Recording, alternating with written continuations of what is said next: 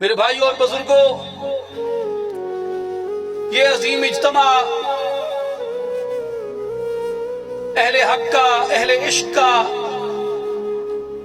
اہل اعتدال کا، اہل طریقت کا ہے، اور یہ ہزاروں لوگ یہاں پہ اپنی اس عشق کی تشنگی کو، پیاس کو بجھانے کے لیے آتے ہیں، جو عشق کی تشنگی صرف لفظوں سے نہیں بجھ سکتی، جو عشق کی تشنگی صرف کیل و کال سے نہیں بجھ سکتی، جو عشق کی تشنگی صرف واضح و بیان سے نہیں بجھ سکتی، جو عشق کی تشنگی محض ورق گردانی سے نہیں بجھ سکتی، جو عشق کی تشنگی فقط سطر خوانی سے نہیں بجھ سکتی، اس عشق کی تشنگی کو بڑھانے کے لیے یا اس عشق کی تشنگی کو بجھانے کے لیے کسی کامل کے میکدہ پہ نگاہوں کے جام ضروری ہوتے ہیں، کیونکہ جو شراب عشق ہے، جو شراب محبت ہے،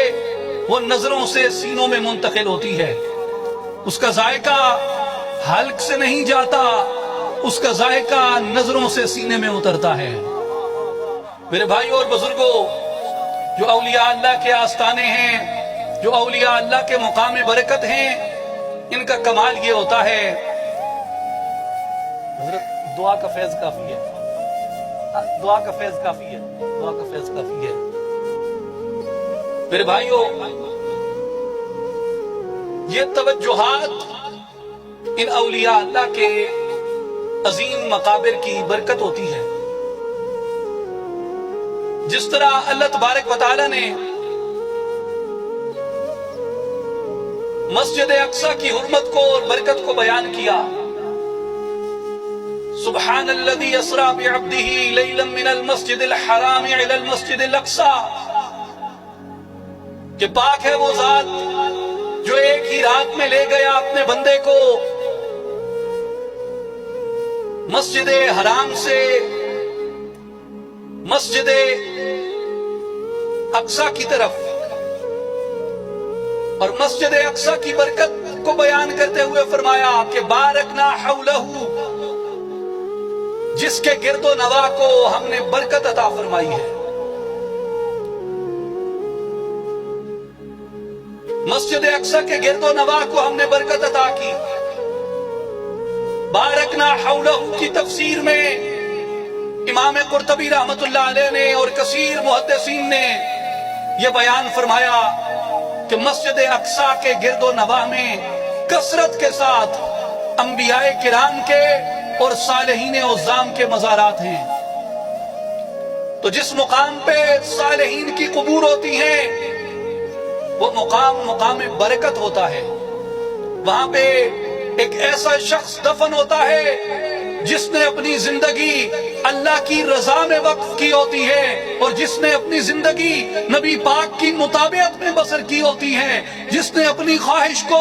اللہ کے ارادے پہ قربان کر دیا ہوتا ہے۔ جب وہ اس دنیا میں رہتا ہے تو بھی اللہ تبارک و تعالی اس کے وجود کو مخلوق کے لیے برکت کا ذریعہ بنا دیتا ہے، اور جب وہ اس دنیا سے چلا جاتا ہے تو بھی اس کے وجود کی برکتیں اسی طرح جاری و ساری رہتی ہیں۔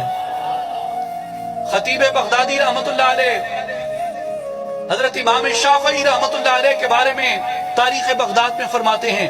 کہ امام شافعی رحمت اللہ علیہ فرماتے ہیں کہ میں امام ابو حنیفہ سے برکت حاصل کرتا ہوں۔ امام شافعی کی ولادت 150 ہجری کی ہے، امام اعظم ابو حنیفہ کی وفات 150 ہجری کی ہے، تو جڑے سال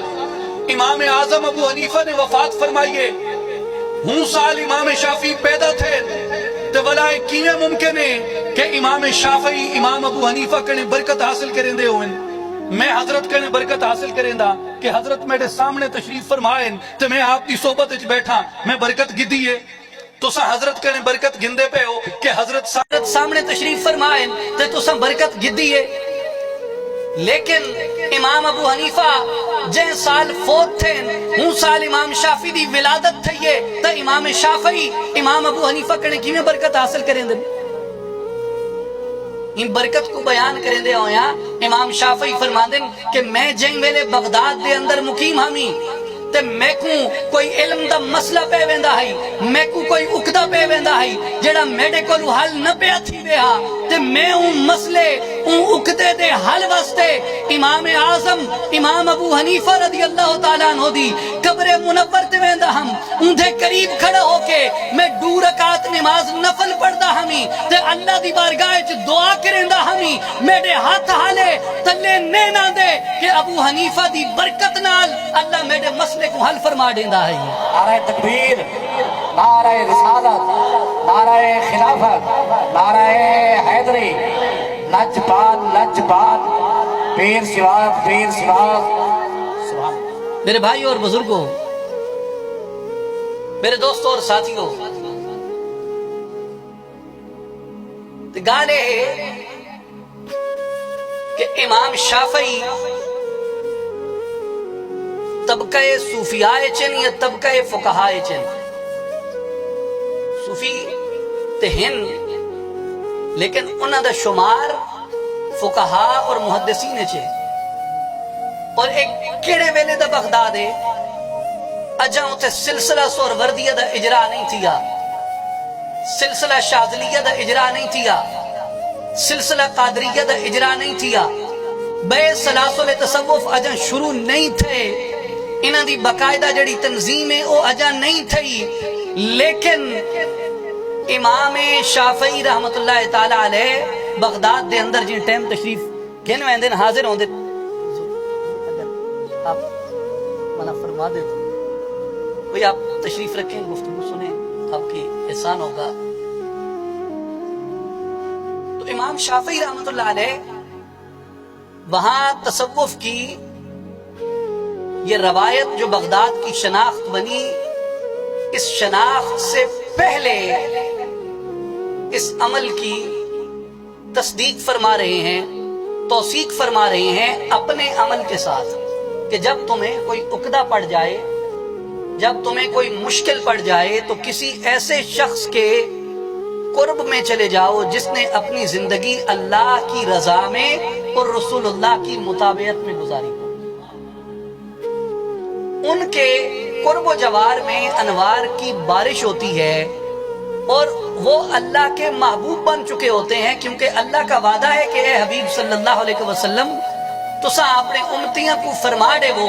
کہ اگر اے چاندے ہو کہ اللہ تو حکم اپنا محبوب بڑا گھنے تم میڈی اطاعت کرو اللہ تو حکم اپنا محبوب بڑا گھن سی تو اے او لوگ ہوندے جنہاں نے اپنی زندگی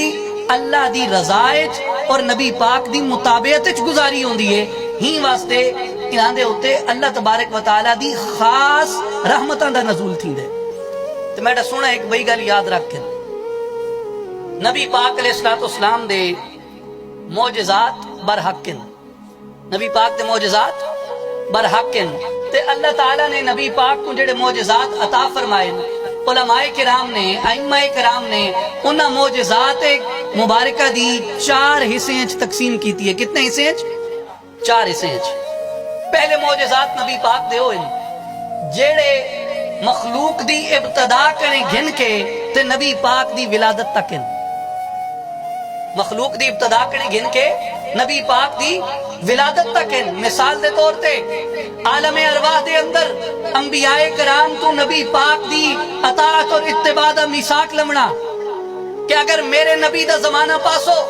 تو میرے نبی محمد مصطفیٰ احمد مجتبہ صلی اللہ علیہ وسلم دی تصدیق کرے سو انہاں تے آمن والے پیغام دی تصدیق کرے سو انہاں دے حامی بن سو انہاں دے مددگار بن سو اور اگر تسیں چلے ویندے ہو اور تہاڈے بعد میرے نبی محمد مصطفیٰ صلی اللہ علیہ وسلم تشریف گھن کے آندن تو تسا اپنی امت کو تلقین کر کے بیسو کہ نبی یہ آخر الزمان دی اطاعت کرو نبی آخر الزمان دے مددگار بن بنو ہی طرح آدم علیہ السلام دی توبہ قبول تھی تو اندے وچ بھی وسیلہ محمد مصطفیٰ صلی اللہ علیہ وسلم دے آدم علیہ السلام نے عرش تے ڈٹھا تے لا الہ الا اللہ محمد الرسول اللہ کو ڈٹھا. انہیں یار معجزات دی اگر میں تفصیل بیان کرا تو کثیر معجزات ہیں جیڑے دنیا